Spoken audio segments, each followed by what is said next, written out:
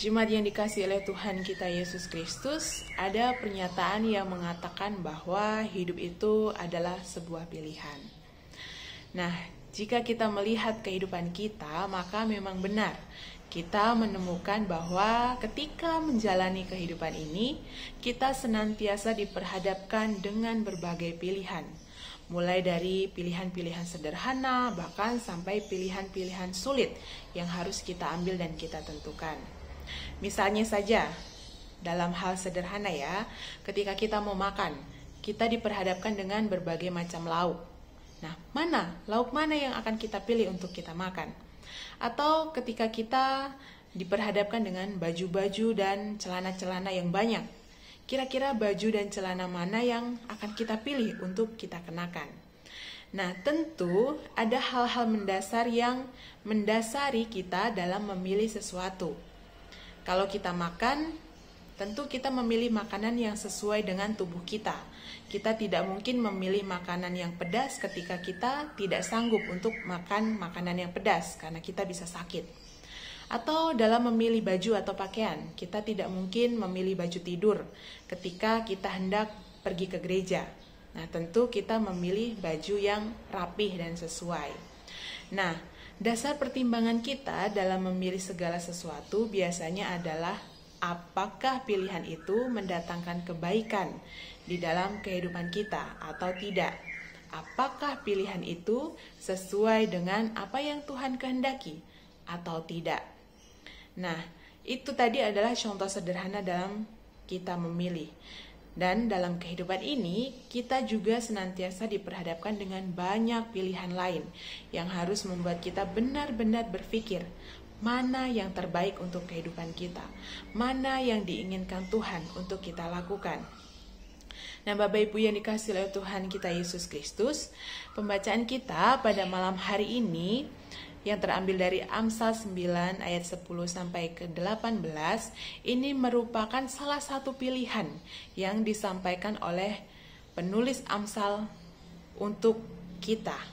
Sebenarnya kita tidak bisa melepaskan Amsal 9 ayat 10 sampai 18 ini dari ayat 1 sampai yang ke-9. Karena kalau kita membaca secara keseluruhan maka kita akan menemukan dua pilihan yang diperhadapkan oleh penulis Amsal bagi kita sekalian.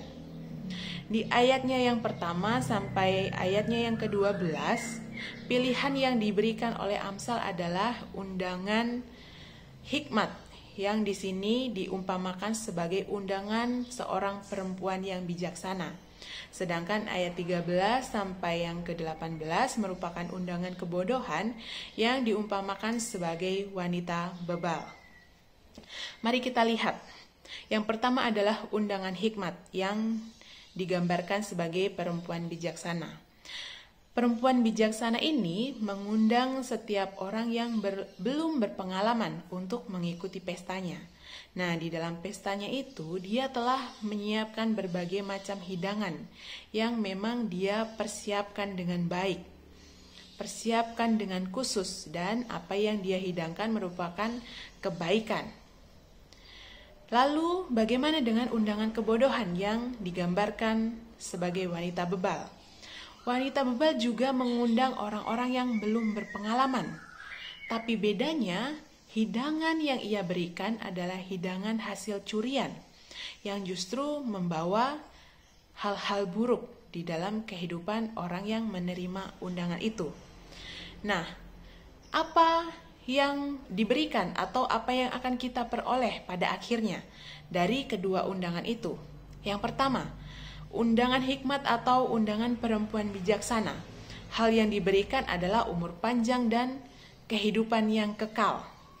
Berbeda dengan undangan kebodohan atau undangan wanita bebal yang memberikan kebahagiaan, tapi kebahagiaan semata namun berujung kematian.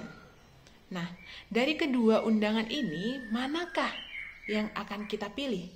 Apakah undangan yang mendatangkan kebahagiaan kekal atau justru undangan yang mendatangkan kebahagiaan semata namun berujung kematian? Nah, Bapak Ibu yang dikasihi oleh Tuhan kita Yesus Kristus, sebenarnya kedua undangan ini ingin menggambarkan undangan Kristus dan undangan dosa. Undangan hikmat adalah undangan Kristus kepada kita, sedangkan undangan kebodohan adalah undangan dosa untuk kita. Nah, undangan Kristus tentu membawa kebaikan di dalam kehidupan kita. Undangan Kristus adalah undangan yang membuat kehidupan kita menjadi lebih baik. Untuk itu di sini dikatakan bahwa orang-orang yang berhikmatlah yang bisa menerima undangan Kristus. Berbeda dengan mereka yang menerima undangan kebodohan. Mereka lebih memilih kebahagiaan semata dibandingkan kebahagiaan kekal, karena mereka hanya melihat apa yang akan mereka terima atau alami saat ini, bukan apa yang akan mereka terima dan nikmati nantinya. Nah, ketika diperhadapkan dengan kedua pilihan ini, sebagai orang percaya tentu kita memilih undangan hikmat, undangan Kristus yang bisa mengubah dan membuat kita merasakan kebahagiaan atau kehidupan yang kekal, bukan undangan kebodohan yang hanya memberikan kebahagiaan semata namun berujung kematian. Nah, melalui pembacaan ini kita diingatkan bahwa memang banyak sekali pilihan-pilihan, banyak sekali hal-hal yang akan membuat kita bahagia di dalam kehidupan ini. Namun kita harus melihat apakah itu merupakan undangan hikmat yang akan membawa kita untuk menjadi umat Allah yang senantiasa hidup sebadan dengan Kristus, atau justru undangan yang akan membawa kita hidup dalam dosa, hidup yang membuat kita jauh dari Kristus. Untuk itu, mari ketika kita menjalankan kehidupan ini, ketika kita diperhadapkan dengan berbagai pilihan, kita jadikan hikmat Tuhan sebagai landasan dalam kita memilih segala sesuatunya. Kita pertimbangkan dengan baik, apakah pilihan yang kita pilih itu merupakan apa yang Allah kehendaki, apa yang membawa kebaikan di dalam kehidupan kita, atau justru hal itu merupakan dosa yang dapat membuat kita terjatuh dan masuk dalam kematian. Nah, Bapak Ibu yang dikasihi oleh Tuhan kita Yesus Kristus, untuk menentukan pilihan kita, kita harus menjadi orang yang berhikmat. Dan untuk menjadi orang yang berhikmat, maka kita harus menjadi orang yang senantiasa meminta pertolongan Tuhan, mengandalkan Tuhan di dalam kehidupan kita, dan menjadikan firman Tuhan sebagai teladan di dalam kehidupan kita. Mari kita bersama-sama meminta hikmat kepada Tuhan. Kita bersama-sama terus meneladani firman Tuhan di dalam kehidupan kita, sehingga kita ketika diperhadapkan dengan berbagai pilihan, kita dapat menentukan pilihan yang tepat.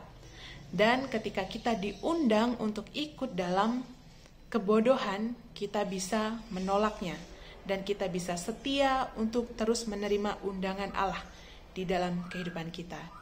Kiranya Tuhan memberkati dan memampukan kita sekalian untuk terus menjalankan kehidupan kita dan memilih apa yang menjadi kehendak Allah untuk kita lakukan di dalam kehidupan kita. Tuhan memberkati kita sekalian. Amin.